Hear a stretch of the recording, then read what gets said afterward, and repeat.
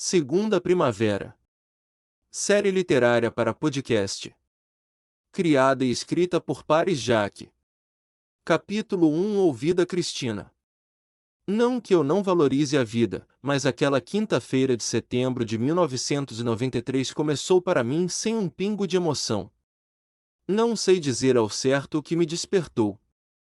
Se foi o calor do sol batendo nas paredes do quartinho dos fundos da casa do meu tio Ciro, se foi a voz alta dele ao telefone, como se o interlocutor estivesse surdo, ou se foi o espetáculo diário de Dona Selma, sua esposa, que religiosamente às 8 horas da manhã, iniciava seu ritual doméstico com estrondos de panelas, baldes e vassouras, deixando claro que era hora de acordar. A primeira coisa que vi ao abrir a velha portinha de madeira do meu quarto emprestado foi a silhueta redonda de Dona Selma, vassoura em punho e a outra mão na cintura.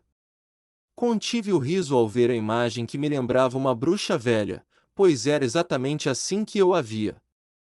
"Se ajeita que a gente vai na feira." Foi tudo o que ela disse antes de voltar à sua arrumação barulhenta. Na minha mente, só conseguia me perguntar por que ela não podia fazer tudo em silêncio.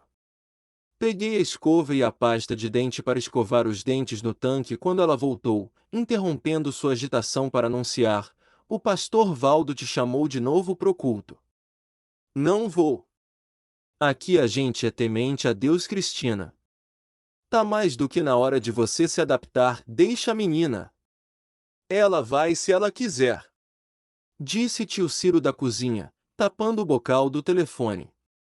Dona Selma voltou aos seus afazeres, resmungando inaudivelmente. Como sempre, meu tio tentava conciliar o impossível: eu, o diabo, e minha tia, a santa. Minha tia era do tipo que tentava imprimir sua imagem devota nas outras pessoas, e ai de quem não seguisse. Era uma beata fervorosa no louvor, mas lhe faltava tato no trato cotidiano. Quando confrontada, perdia a compostura, acusava de pecado e instaurava sua inquisição, entoando cânticos religiosos que tiravam qualquer um do sério. Somente quando tio Ciro falava, ela se limitava a resmungar baixinho, seu protesto respeitoso ao marido. Mas eu sabia que não demoraria para a tia Selma encontrar uma nova oportunidade de impor sua fé em meu caminho. Minha vida era complicada, como tia Selma fazia questão de lembrar. Todos na família diziam que minha mãe se havia perdido na cidade grande. Nativa de Poté, cidadezinha no interior de Minas Gerais, sedenta pela liberdade das amarras familiares, assim que chegou a São Paulo rompeu com tio Ciro e se amaziou com um motorista de trólebus, que a abandonou grávida de mim. A reaproximação com tio Ciro foi inevitável, e foi um período complicado, pois aos olhos dos familiares, ele havia vencido na vida por ter um emprego com carteira assinada e uma família formada com tia Selma, também mineira, mas de Malacacheta, cidade vizinha. A vida de minha mãe foi um calvário durante a gravidez. Atribuo isso à tia Selma, cujo jeito peculiar podava toda a liberdade que minha mãe almejava. Tornei-me um peso, prejudicando nossa relação. Hoje, seria atribuído à depressão pós-parto a rejeição que ela sentia por mim, como tia Selma sempre lembrava. O único elo que minha mãe mantinha comigo era o ato de me amamentar. O comportamento alheio de minha mãe era reforçado por todos da família. Pelo menos aqueles que eram parentes de sangue. Tinha uma dívida com tia Selma, pois ao que consta, foi ela que cuidou de mim. Eu, na minha síndrome de vira-lata, sempre relativizava os malfeitos maternos, pois bem ou mal, eu impedia a liberdade que ela almejava. Quando desmamei, minha mãe rompeu novamente com tio Ciro, segundo ele, por conta de um novo namorado, e conseguiu um cômodo para nós. Eu vivia na casa de terceiros enquanto minha mãe corria atrás do namorado, que era casado. Às vezes ia para a casa do tio Ciro, outras, quando sobrava dinheiro, ia para a casa dos meus avós, Zezita e Jerônimo, em Poté. Eram períodos felizes, mas que sempre acabavam. Por pressão do meu avô para que minha mãe assumisse suas responsabilidades, eu acabava voltando à Selva de Pedra, e assim foi até meus 5 anos. Minha mãe casou-se novamente, mas o marido alcoólatra a agredia. Temendo pela minha segurança, ela concedeu minha guarda ao tio Ciro.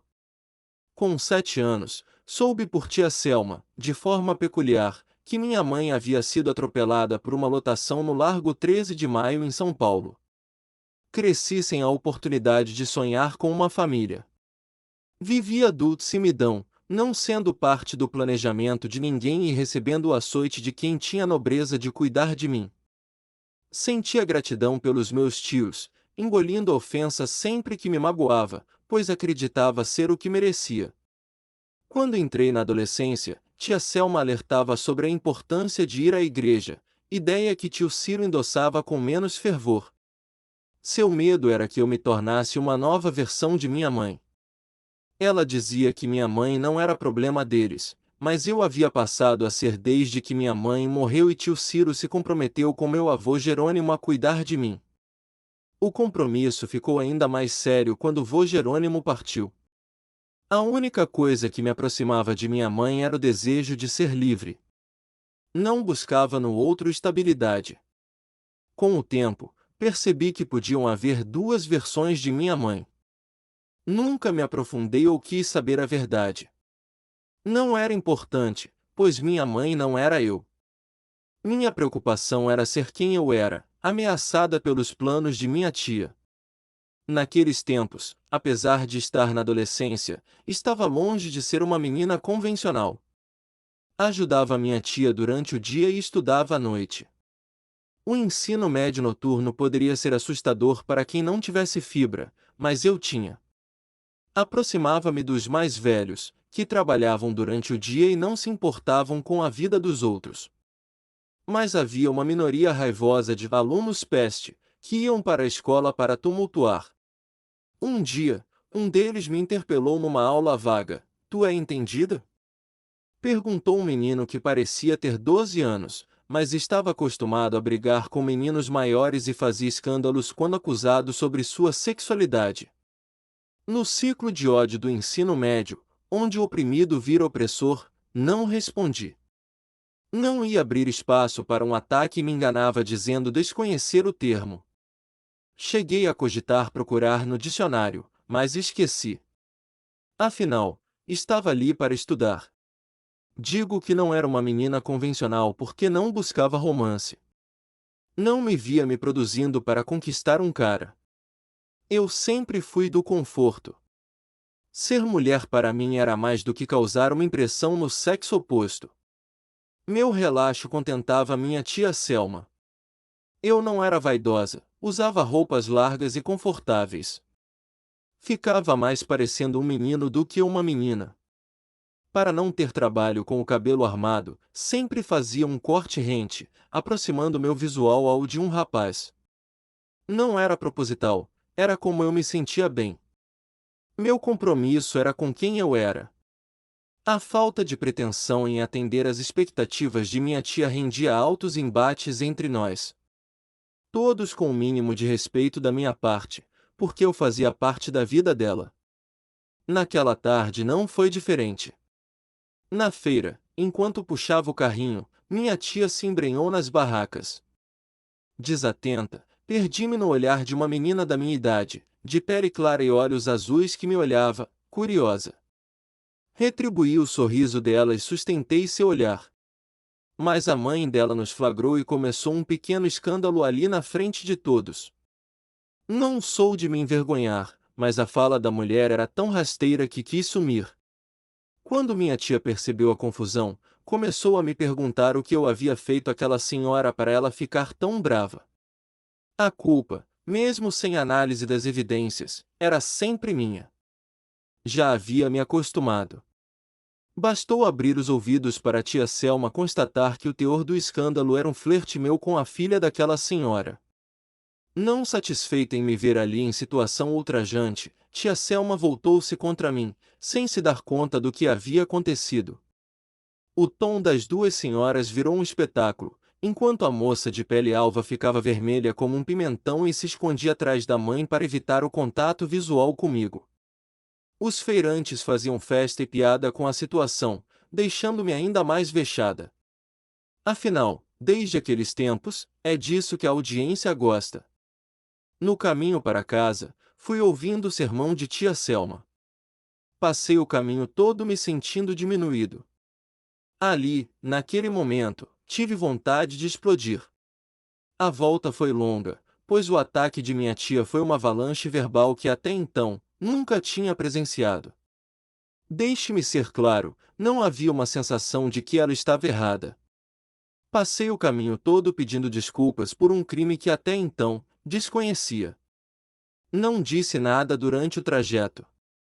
A guerra continuou em casa. Meu tio Ciro, quando chegou, tentou acalmar a situação, mas mesmo ele, viu a situação com reserva. Minha tia estava possessa, e ninguém poderia discordar dela. Restou-me assumir a culpa e deixar o tempo curar as feridas. Mesmo que isso significasse abrir mão do que eu gostava. Nessa época, eu estava mais tímido e calado. Não comentei com ninguém, mas minha mente estava em ebulição. Lembrei-me das cartas que minha mãe deixava sobre a mesa para os pretendentes. Havia lido todas, e tudo parecia me direcionar para ser como ela. Sem sorte, sem rumo, sem apoio. Mas com uma diferença crucial, não queria o mesmo destino que ela. Não buscava me libertar. Buscava ser quem eu era. E sabia que ninguém entenderia isso. Talvez aquela menina da feira entendesse, pensei. Mas as palavras não são mágicas, e meu silêncio continuava. Lembrei-me de uma vez, na casa dos meus avós, quando criança. Estava no quintal, brincando com os cachorros, e vi uma cigarra saindo da casca. Era uma luta silenciosa, e a cigarra parecia imóvel, mas, aos poucos, se desvencilhava e abria as asas. Naquele momento, quis ser como aquela cigarra. Deixar a casca e alçar voo. Eu sabia que não seria fácil. Mas também sabia que era necessário. Eu tenho pra mim que às vezes não é você que fala pela sua boca. Tá cada vez pior. Bradou tia Selma no meio da rua, chamando a atenção de todos os passantes. A senhora tem ideia da vergonha que passei lá? Na frente de todo mundo? Tentei em vão chamar minha tia à razão, buscando um fio de lucidez em seu olhar. Vergonha é se entregar para a coisa errada, Cristina. Que coisa errada? Eu não fiz nada. Defendi-me com a veemência de quem se sente injustiçado. Você acha que eu gosto de te ver andando como um museu do meu lado? Vestida de moleque. Os adolescentes da rua, sempre ávidos por qualquer espetáculo de desgraça alheia, riam com gosto. Um deles, exibindo-se como se fosse artista de circo, bateu o pé no chão e gritou: "Mulher macho, sim senhor! Mulher macho, sim senhor!" Os risos aumentaram, e eu só queria desaparecer, ser tragada pela terra, longe dos olhares inquisidores. Apertei o passo, deixando tia Selma para trás, e comecei a guardar as compras com movimentos bruscos, como se cada alimento fosse um pedaço da minha frustração. Tia Selma, ao terminar sua ladainha com a vizinha, entrou em casa com um semblante carregado de desaprovação. "Você viu?" disse ela raivosa. "Viu o quê?" "O que a gente passa por sua causa." "A gente?" "Eles estavam mexendo comigo. Como sempre fizeram debaixo do seu nariz. E você acha que eu gosto dessa zoeira comigo? Bendita hora que eu fui aceitar você quando seu tio te trouxe." "É, eu sei. Dá pra perceber o quanto a senhora tá arrependida. E ainda é desbocada. Mal educada." A discussão não continuou, mas sabia que aquilo ainda renderia. O barulho das portas dos armários e da geladeira era meu grito silencioso de revolta. Tia Selma, percebendo minha ira, começou a cantarolar um hino religioso, tentando me desestabilizar com sua falsa serenidade. Guardei os alimentos e fui para meu quarto, onde chorei em silêncio, como sempre. Aprendi a não mostrar fraqueza, pois essa seria uma arma nas mãos dos outros. Não tardou para as consequências daquela tarde se manifestarem. Fui para o colégio à noite, mas fomos dispensados mais cedo. Cheguei em casa por volta das 9, e tio Ciro estava na varanda inquieto. Oi tio, já? Não tive as duas últimas aulas hoje. Tio Ciro assentiu, mas logo foi direto ao ponto. Sua tia me contou da briga de vocês, foi briga não? Não? Disse ele, com um olhar inquisitivo. Tio, eu não fiz nada demais. Ela disse que você faltou com respeito. A tia não me aceita como eu sou. Ela é diferente do senhor. Escuta, Cristina. Eu conheço a mulher que eu tenho. Ela tem seus defeitos. Tentei intervir, mas tio Ciro continuou. Eu tenho certeza que ela aumentou. Mas inventar, eu sei que não inventou. O que aconteceu, me diga. Na volta da feira os moleques fizeram umas gracinhas pra mim. Que tipo de gracinha? Deixa pra lá, moleque aqui da rua? Não sei. Deixa pra lá, não, Cristina. Você é minha família. Se estão mexendo com você, você tem que dizer. Eu não ligo. Mas o que me magoa é ser responsável por eles mexerem. E na feira? O que aconteceu? Nada demais, tio. Não aconteceu nada demais. A tia entrou numa pilha errada de uma mulher lá, sua tia quer que você vá no culto com ela. Tio, eu não gosto de igreja, às vezes filha, a gente tem que ceder para viver em paz. Eu sei, eu falei umas coisas. Mas não foi de coração não. Tio Ciro assentiu e se inclinou na ponta da cadeira. Olha, Cristina, eu tenho um carinho enorme por você. Quando sua mãe morreu, eu prometi te cuidar e eu faço isso com gosto, eu sei, tio, mas eu não posso ficar nesse fogo cruzado entre você e sua tia. Ela é a mulher que eu escolhi. Senti meu peito comprimir, mais uma vez alguém me deixou claro que eu não era uma escolha. Eu tô prestes a completar 18 anos, tio. Vou caçar meu rumo. Tio Ciro sorriu, mudando o rumo da conversa. Eu não tô falando pra você ir embora não, sua besta. Eu só acho que você tem que ceder um pouco. Pra viver bem, entende? Ela diz que eu tô com o diabo no corpo, tio. Eu não quero ir à igreja porque ela vai ter mais gente para falar o mesmo que ela. Eu vou falar com ela. Sobre a postura dela a gente pode pensar. Já a dos outros. É uma escolha sua ser assim. Eu sei que é difícil. Mas tenta não discutir. Com a sua tia às vezes a gente tem que fingir demência. Amanhã vai com ela no culto? Vai ser importante para ela. Tia Selma havia vencido. Eu ia ter que abrir mão do que eu acreditava em nome de uma verdade que não era minha. O culto ocorreria na tarde do dia seguinte.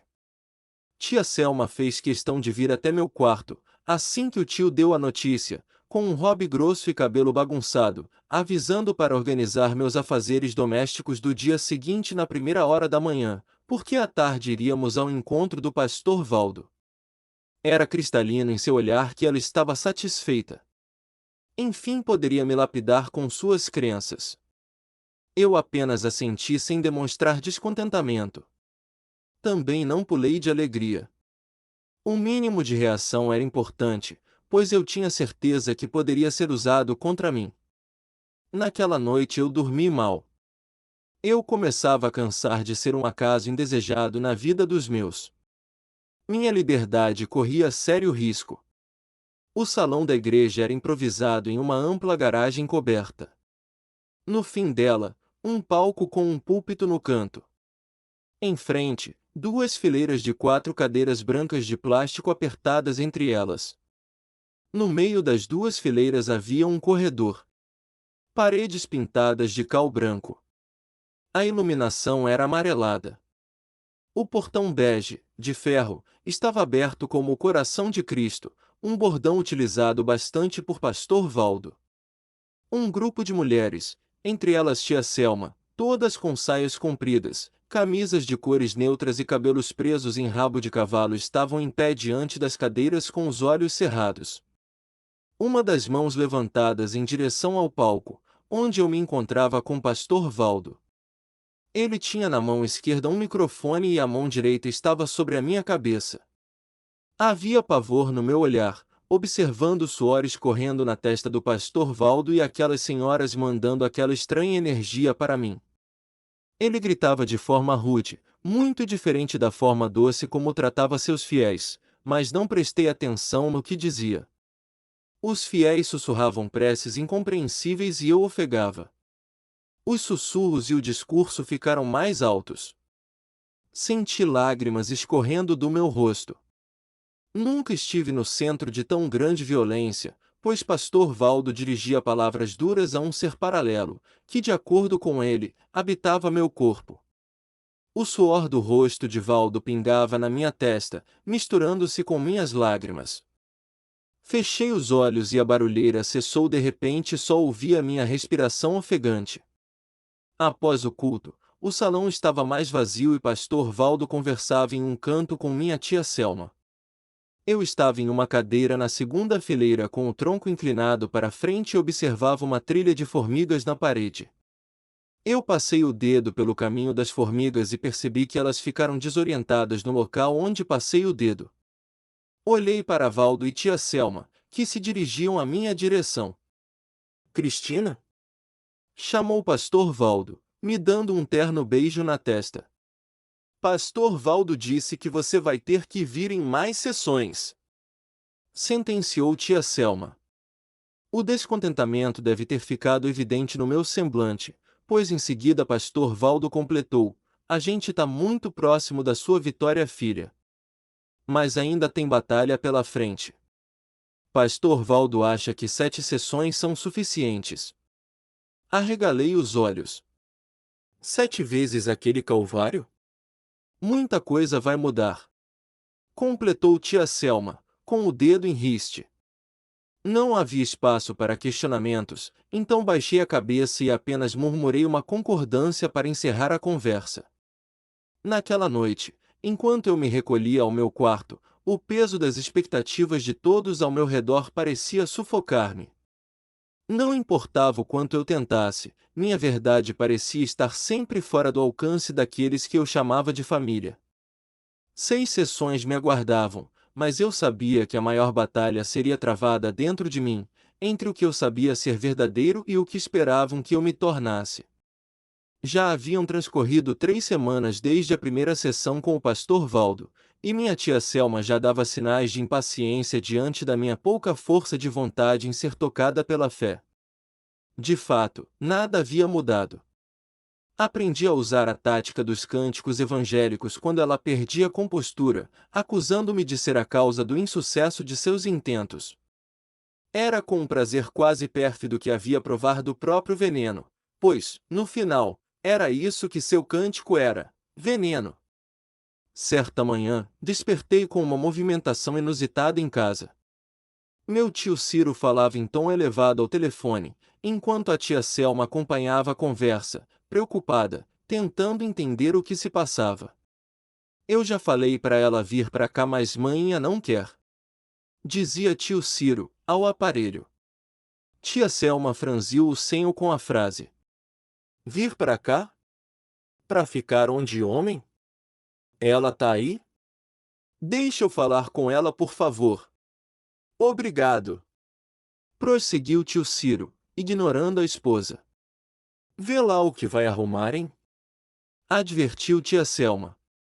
Como é que a senhora tá, manhinha? Levantei-me, lavei o rosto e, passando o dedo nos dentes, tentei entender a gravidade da situação. Eu já falei para a senhora tomar cuidado. A senhora tem que vir para cá, mãe. Continuava meu tio, alheio à minha presença. Tia Selma surgiu na porta da cozinha. É a avó?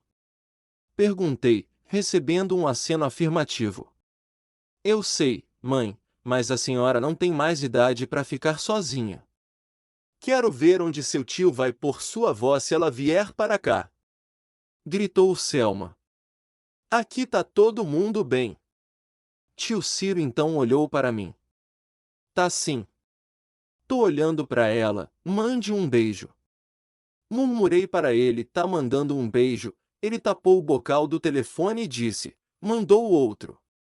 Mainha, a ligação vai ficar cara. Qualquer coisa liga. Beijo. Amém. Tchau. O que aconteceu? Perguntou a tia Selma ansiosa. Mainha caiu no banheiro e se machucou. Como foi isso? Deram falta dela e chamaram a Jussara, que limpa a casa para ela. Tava caída no box, pense, mas ela tá bem? Agora tá. Não conseguiu levantar sozinha. Fica dando ideia para ela vir para cá, viu? Implicou minha tia, é minha mãe Selma. Se ela quiser vir eu recebo, e vai pôr ela onde me diz, isso a gente vê. A gente vê, a gente vê. Você e suas ideias, não tem ninguém da família lá perto, tio? Não. Família dela só em Malacacheta, a cidade da sua tia. Era o painho que era lá de Poté. E por que ela não muda para Malacacheta? Sugeriu, tia Selma, tentando se livrar de um problema. Ela não quer deixar a casa que morou com o pai. E todo mundo conhece ela na cidade, esse povo é cheio de 9 horas mesmo. Se seu irmão tivesse tido juízo, tinha ficado por lá. Todo mundo tem sua vida, Selma. Eu não casei com você? Mas o Josias mora em Minas. Se pelo menos ela tivesse a Crisalda, provocou minha tia, citando minha mãe. Crisalda tá morta, Selma, se tivesse tido juízo, estava viva e cuidando da filha. Senti o olhar constrangido do meu tio para mim. Desviei os olhos. Olha a boca, Selma! Advertiu ele. Era só o que me faltava. Viver com a sogra a essa altura da vida. Minha tia estava evidentemente desconfortável com a ideia, ao ponto de confrontar meu tio. Foi então que uma ideia se formou em minha mente. Tio, e se eu for para lá cuidar da avó? Houve um momento de silêncio. Os dois se olharam espantados, até tio Ciro começar a negar com a cabeça. Você é muito menina, Cristina. Tio, daqui a pouco eu faço 18 anos. Até que não é má ideia, defendeu minha tia, por mais incrível que pudesse parecer. Se você for para lá eu vou ter que ajudar nas despesas. Não tenho dinheiro para isso, filha, eu posso trabalhar. Trabalhar com o quê? Roça é o que não falta por lá. Melhor do que São Paulo. Essa Jussara mesmo. É só ela ficar no lugar dela que sua mãe vai economizar. Completou tia Selma. Não sei, vai ser melhor para todo mundo. Disse minha tia, obstinada em se livrar de dois problemas ao mesmo tempo. Cristina, lá é uma cidade pequena. Todo mundo conhece todo mundo. Não é que nem aqui. Eu sei, tio. Aceita, Ciro.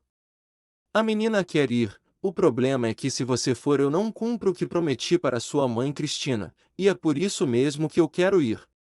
A vovó tá precisando. Mainha ia querer isso, não ia? Atingi meu tio em cheio no ponto onde mais pesava sua consciência, a lembrança de minha mãe. Apesar de toda a narrativa de que ela era uma perdida, ele sentia a responsabilidade.